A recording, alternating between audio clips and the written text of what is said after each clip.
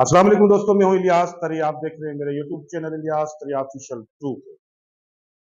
आज हम खड़े हैं सिंध के सुमरा हुक्मरान के एक बहुत बड़े और जबरदस्त बादशाह, इंपीरियर जिसे कहें, प्रिंस जिसे कहें, उमर सुमरो के महल के आप सामने खड़े हैं। आप यकीन जानिए, ये कोई नेचुरल महल नहीं है, आर्टिफिशियल महल है। और सिंध के सकाफत व सयाहत डिपार्टमेंट की कोशिशों से उमरकोट के तारीखी थर म्यूजियम के अंदर ये महल महफूज किया गया है। आप देख सकते हैं इस महल को, आप देखें, ये महल है। और ये जो नजर आ रहा है आपको, ये सुमरा हुक्मरान का बादशाह उमर सुमरो है, जो अपने शाही लिबास में यहाँ पर उसका एक ये स्केच, ये आर्टिफिशियल एक आर्ट के तहत उसका ये एक मुजस्समा बनाया गया है।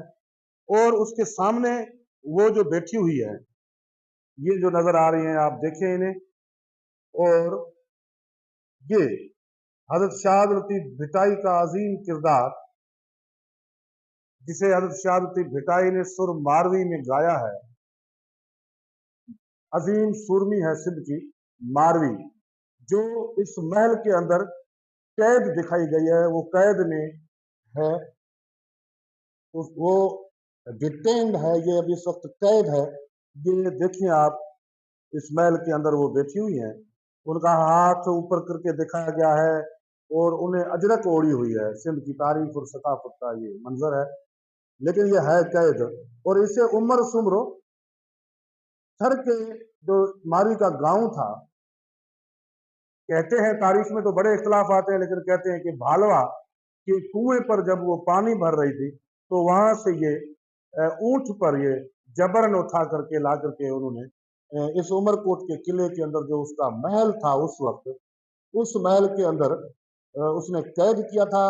बाज़ों का तारीख में आता है कि 2 माह कैद रही, बाज़ों का तारीख में मुख्तलिफ मौरख लिखते हैं कि 1 माह तक वो उमरकोट के तारीखी किले में कैद रही।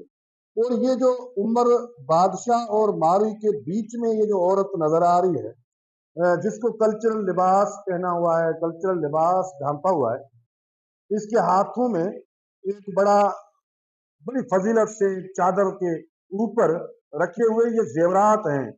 उस दौर के सोन और चांदी के एक खूबसूरत जेवरात जो थे, वो एक लालच के तौर पर बादशाही, एक अपना जो फखरिया स्टाइल था, उसके तहत उमर सुमरो ने अपनी जो खास नौकरानी थी, जिसे दासी भी कह सकते हैं, खादमा भी कह सकते हैं, उसके जरिए उसने ये कोशिश की कि ये महल के अंदर ये खूबसूरत तिलस्मी जादुई एक किस्म का महल, उसके अंदर वो मारवी को ये जेवरात, सोन चांदी के ये मुख्तलिफ किस्म के हार ये पहना करके उसको राजी कर लेगा। तो ये मंजर आप देख रहे हैं, ये इस तरह से वो जो है वो बादशाह भी आया है, सलाम किया है, लेकिन बादशाह को, उमर सुमरो को यहाँ पर ही रोक दिया मारी ने, और उसने हाथ ऊपर कर दिए। और सामने वो जो है उसकी नौकरानी खड़ी है, जो दिखा रही है कि ये तुम जेवरात पहन लो, ये जो सोन के चांदी के बड़े कीमती जेवरात हैं, और तुम बादशाह की रानी बन जाओ, शादी कर लो। ताहम हजरत शाह भिटाई का पूरा एक शायरी का एक बाब, जिसे सुर मारवी कहते हैं, वो इस अजीम सुरमी पर लिखा गया है। और लिखते हैं हजरत शाह भिटाई के अच्छी उमर कोट में कंदिस्तान कुरीत पखन जी प्रीत माड़न सीन मटिया। मतलब ये है कि मारवी की जबान में हजरत शाह भिटाई कहते हैं कि ये तुम्हारे जो महल माड़ियां हैं, ये बड़े बंगले हैं, ये जेवरात हैं, ये हीरे जवाहर हैं, मैं इनके ऊपर लानत भेजती हूँ, फूक मारती हूँ, मुझे सिर्फ आजाद करो ताकि मैं जाकर के अपने मारू लोगों के साथ बाकी जिंदगी बसर करूं। तो जी नाज़रीन, आप देख रहे हैं ये जबरदस्त किस्म का एक तिलस्मी महल, आर्टिफिशियल है, लेकिन कल्चरल सकाफत और सयाहत डिपार्टमेंट की तरफ से उमरकोट के तारीखी म्यूजियम, हर म्यूजियम के अंदर ये नए स्टाइल, जदीद स्टाइल से डेवलप किया गया है। इसकी तारीख और हिस्ट्री हमने आप दोस्तों को बता। अस्सलाम वालेकुम दोस्तों, मैं इलियास थरी, आप देख रहे हैं मेरे यूट्यूब चैनल इलियास थरी ऑफिशियल 2 को। आज हम खड़े हैं, ये एक जबरदस्त कबीला है जिसे ट्राइब कहते हैं अंग्रेजी में, और सिंधी में कबीला, कबाइल, मुख्तलिफ किस्म के कबाइल जो होते हैं, जिस तरह से जागीरानी है, सुंदरानी है, मुख्तलिफ अपर साइड पर, और यहाँ पर राहुमा ट्राइब है, सुमरा है, जत है, नारे जो है, मतलब मुख्तलिफ किस्म के सिंधी ट्राइब। ये एक भी कबीला है सिंध का इंतहाई कदीम कबीला, जिसे लोहार कहते हैं, और उर्फ आम सिंधी में इसे कारिया भी कहा जाता है।